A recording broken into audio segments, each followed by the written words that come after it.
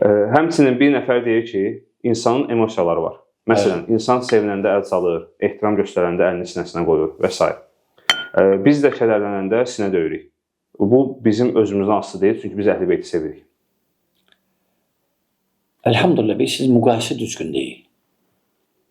Müqayisə düzgün deyil. Ola bilsin, bəli, salam verəndə əli belə aparasan sinəvə. Və ya məsələn, tutaq ki, sevinç oldu nəsə belə, əli vurasan bir-birinə və ya... Çünki əl çalmaq şəriətlə kişilərə olmaz.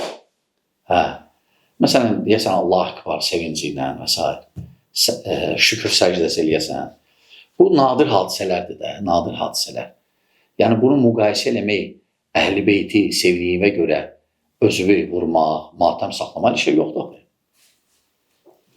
Ümumiyyətlə, matəm bir neçə gün ev yiyəsi eləyə bilər şəriətdə. Belə ki, kütlə matəm eləsən, heç yoxdur şəriətdə.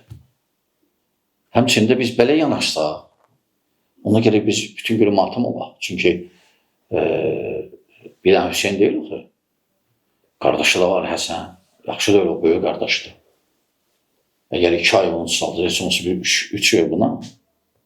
Və sonra Əli ibn Əbi Talib, Həttəman qaynatası.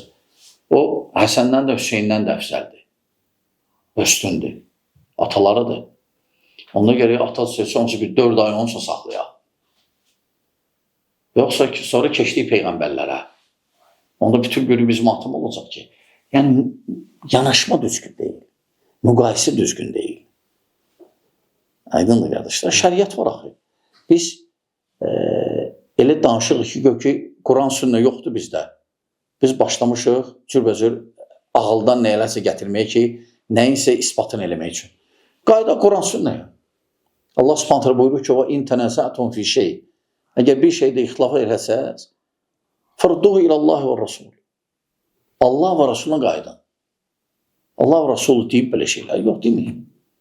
O ki, qaldı, məsələn, alma, nə bilim, su çox versən, nə bilim, patlayacaq, qızaracaq, o deməkdir ki, biz də patlaya bilərik. Bunlar düzgün deyil belə müqayisələr. Aydınlıdır, dindir. Bəli.